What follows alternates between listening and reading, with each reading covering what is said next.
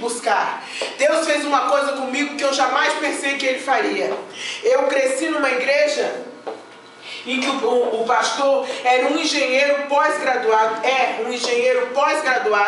um homem com um monte de títulos, muito inteligente, e eu achava que era ali mesmo o meu lugar. Eu também, advogada pós-graduada, mas um dia Deus mandou que eu me sentasse aos pés de uma analfabeta, e por vários anos eu aprendi muito, mas muito, sentada aos pés de uma mulher analfabeta e cheia do Espírito Santo. Então, quando Deus mandar você se sentar aos pés para aprender, não desdenhe, não duvide, porque é Deus mesmo que está mandando. Por mais importante que você seja, e olha que eu tive cargos importantes, mas Deus mandou eu sentar aos pés de uma analfabeta. Quando Deus mandar, sente, senão você não cresce espiritualmente. Você já se alimentou hoje? Terceiro elemento: se você quer ser crente forte, você tem que buscar conhecimento com o seu intelecto. Como é que faz isso? Lendo a palavra de Deus. Lá em Daniel 9:2, ele buscou conhecimento para entender. O apóstolo Paulo, lá em 2 Timóteo, pediu que trouxessem a capa, os livros e principalmente os pergaminhos. Paulo pesquisava a palavra, mas não é uma simples leitura, é meditar, refletir, pensar e analisar. Aquilo que está lá no Salmo 1, versículo 2, medita, pensa, analisa e reflete. Larga a caixinha de promessa, deixa de abrir a Bíblia para saber o que Deus está falando com você toda hora. Tem gente que pega a Bíblia, o que Deus quer falar comigo agora? É isso. Aí fecha. Aí tem gente que vai lá na caixinha de promessa, lá em cima, nos versículos bíblicos do café, tem promessa e tem chicote. Não tem só promessa não. Vai ter hora que você vai olhar ali e tem um chicote brabo. Porque você não pode viver só das coisas que quando Deus diz, eu te amo, você é como a menina dos meus olhos. Não! Mas Deus diz também que você tem que obedecer. Então a gente não pode viver só assim. E o bom pastor, ele não elogia só não. Ele tem que dizer também quando a pessoa tem que mudar. É o único livro, a Bíblia, em que o autor está presente quando você lê. O Espírito Santo te ensina e te instrui. Quarto elemento: se você quer crescer, você tem que aprender a orar. Irmãos, não adianta. O culto mais vazio é o culto de oração. O culto de quarta-feira, em que eu oro por todo mundo, é o mais cheio. O culto de domingo, as pessoas vêm. Mas o culto de sexta-feira é sempre pouca gente. Orar pelos outros é sempre um escapa de um lado, outro de outro e outro de outro. Você só conhece uma pessoa se você conversa com ela. Assim é com Deus. Você só vai conhecer a Deus e crescer se você conversar com Ele. E como é que você conversa com Ele? Orando. Você tem que conversar com Deus, tem que orar. Daniel, antes de tomar conta de uma série de províncias, ele orava. Daniel nunca se achou ocupado demais para orar 3 vezes por dia. Como é que você quer crescer se você não ora? Se você não dobrar o seu joelho em casa e falar com Deus sobre a tua fraqueza, os teus problemas, adorar a Deus e agradecer a Deus, você também não cresce. Você está vendo por que você reclama? Meu Deus, eu não cresço. Eu tenho que crescer espiritualmente. Eu quero que Deus realmente fale profundamente comigo. Eu quero que Deus me dê discernimento. Eu não quero mais ter uma vida assim, igual a onda do mar. Mas você tem que falar com Ele. Deus quer falar com você. Mas Ele quer te ouvir. Quer ouvir a tua voz. Se você não fizer isso, não cresce. Daniel, antes de ser governador, ele orava. Ele queria se relacionar com Deus. Ele queria ter intimidade com Deus. E por isso ele orava 3 vezes ao dia. Quinto elemento: estar na casa de Deus, ir à igreja. Faz parte do processo de crescimento. Irmãos, a Bíblia diz que as portas do inferno não prevalecerão contra a igreja. Não é contra o meu ministério, não é contra você individualmente, é contra a igreja. Se você não estiver unido ao corpo, então você não faz parte da igreja. Olha lá o Salmo. Uma coisa pedi ao Senhor e a buscarei, que possa morar na casa do Senhor todos os dias da minha vida, para contemplar a formosura do Senhor e aprender no seu templo. Quem vem à casa de Deus tem que vir com a predisposição para ouvir a palavra de Deus, porque a palavra de Deus é a fonte principal que gera fé. Diz assim Romanos: de sorte que a fé vem pelo ouvir e o ouvir pela palavra de Deus. A fé é pelo ouvir, em outras versões é um pouquinho diferente. Quem não ouve a palavra não tem fé. E quem não tem fé é dominado pela incredulidade. Graças a Deus que todos nós estamos aqui hoje para aprendermos do Senhor. A palavra ouvida gera fé para podermos crescer. Em sexto lugar, ou sexto elemento do processo de conhecimento, você tem que praticar a palavra de Deus. Uma coisa é você aprender, outra coisa é você praticar.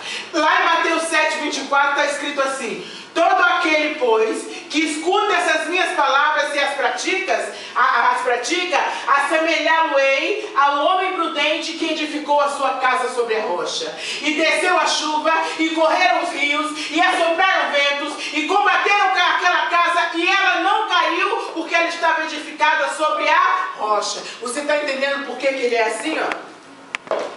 Esse é o tipo de pessoa que o problema vem, o problema vai embora, a dificuldade vem, a dificuldade vai embora e ele fica assim, ó. Não é assim o tempo todo. Irmãos, quando as coisas começam a ficar difíceis na minha vida, sabe o que eu faço? Vou para o monte, oro de madrugada, jejuo, porque se eu deixar, eu também fico assim, ó. Enquanto você permitir que isso aconteça, você vai ficar assim, um dia tá pra cima, um dia tá pra baixo, um dia tá pra cima, um dia tá cheio de fé, no outro dia, ai, tá tão ruim, ai, não sei não. Não é assim não, você tem que querer. E aquele que ouve essas minhas palavras e não as cumpre, compará-lo-ei ao homem insensato que edificou a sua casa sobre a areia, e desceu a chuva, e correram os rios, e assopraram ventos, e combateram aquela casa, e foi grande, e outras pessoas dizem, e foi grande a sua ruína. A palavra de Deus é para ser praticada. Você perdoa, você ama, você foge da sua carne, você dá dízimo e oferta, você pratica a palavra, e enquanto fazemos isso, nós crescemos.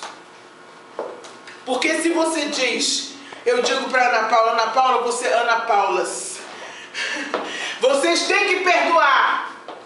Aí uma delas faz alguma coisa comigo, eu digo, olha, eu não quero mais olhar para elas. Tá tudo bem, mas elas lá e eu cá. Que elas não apareçam na minha frente. Nunca mais eu quero ver elas na minha frente. Aí não adianta nada. Eu conheço a Bíblia de trás para frente, de frente para trás, mas eu não pratico. Do que adianta? Não adianta nada. A palavra de Deus é para ser praticada. Você perdoa, ama, foge da sua carne, e aí você vai crescendo a cada dia. Sétimo elemento de crescimento espiritual: relações interpessoais. A igreja é um conjunto de membros que dependem uns dos outros. Você aprende com o outro crente. Tem gente na igreja que é mais maduro e mais experiente na igreja do que você. Portanto, relacione-se com ele, porque nós aprendemos uns com os outros. O pastor aprende com a ovelha, porque o crente passa por lutas pelas quais o pastor não passou. E aí o pastor aprende com o irmão e com a irmã. Nós temos que nos relacionar. Uma vez eu ouvi um relato de uma ovelha, e quando eu ouvi o relato dessa ovelha, fazendo cura interior, eu passei 4 dias pedindo perdão a Deus, dizendo a Ele que eu nunca tinha tido problemas. Eu passei 4 dias acordando no meio da noite e primeiro chorando, orando a Deus por aquele problema da pessoa, e segundo pedindo perdão a Deus. Senhor, me perdoa. Eu nunca tive problema diante desse quadro. Eu nunca, porque era um quadro que durou 12 anos. 12 anos. E eu chorava e agradecia a Deus e pedia pela pessoa. Então o pastor também aprende com a ovelha. Nossas idas ao monte, visitas, vigílias, servem para nós nos conhecermos melhor. melhor. Porque muitas vezes no culto não dá tempo. Quando a gente se reúne, vamos gente aqui no café, vamos fazer aniversário, vamos fazer isso, vamos fazer aquilo. É importante porque nós temos que nos conhecer. O relacionamento nos ajuda a crescer. A Bíblia diz assim, ó: quem se isola insurge-se contra a própria sabedoria.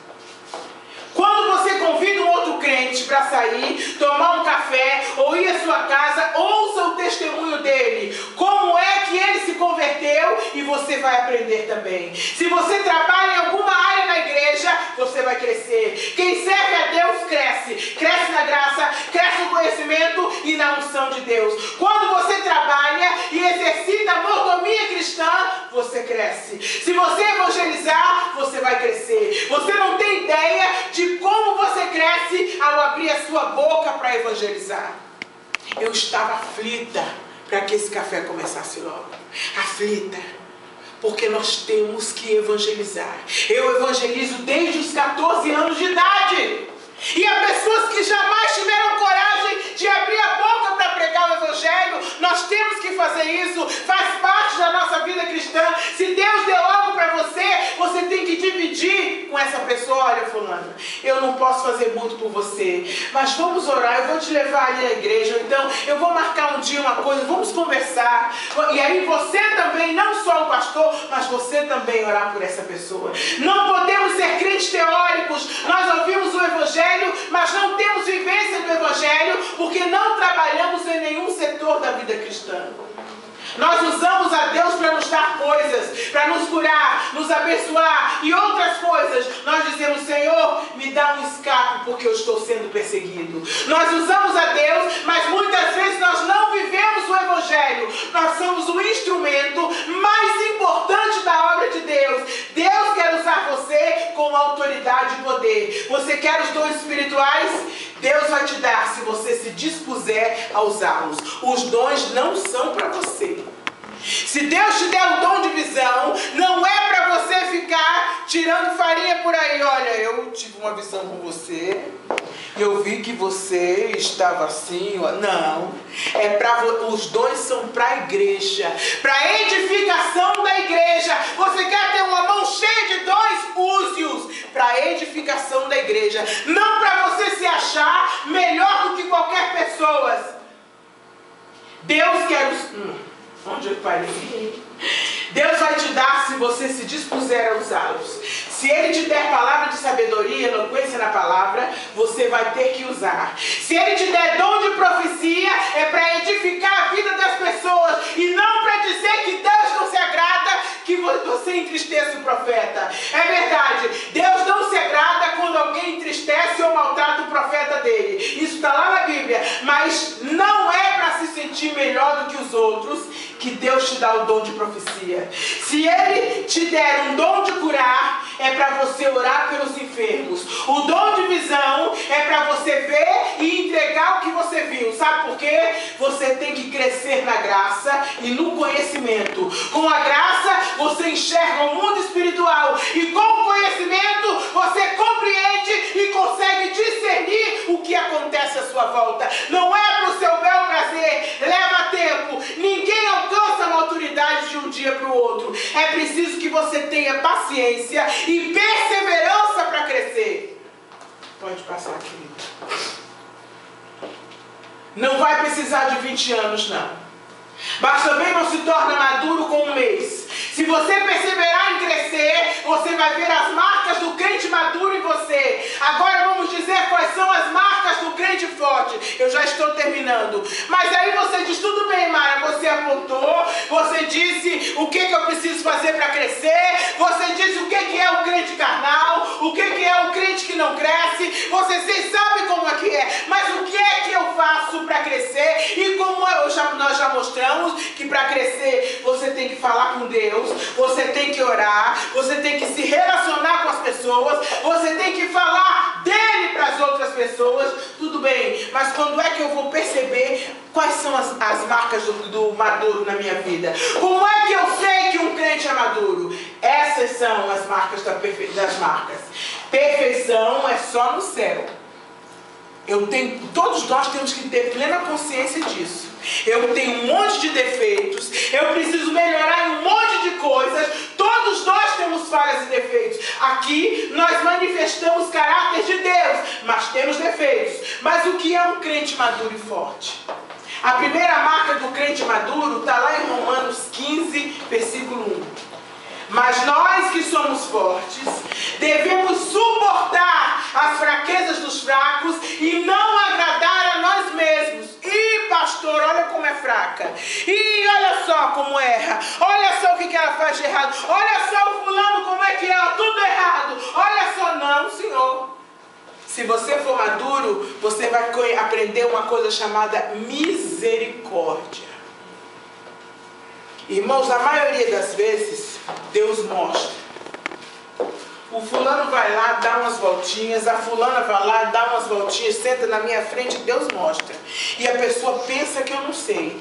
Mas na maioria das vezes, Deus me faz lembrar como é que eu era na idade da pessoa, ou então como é que eu fazia quando eu não tinha chegado no crescimento que eu estou agora. Então Deus vai fazer com que você compreenda as dificuldades dos outros.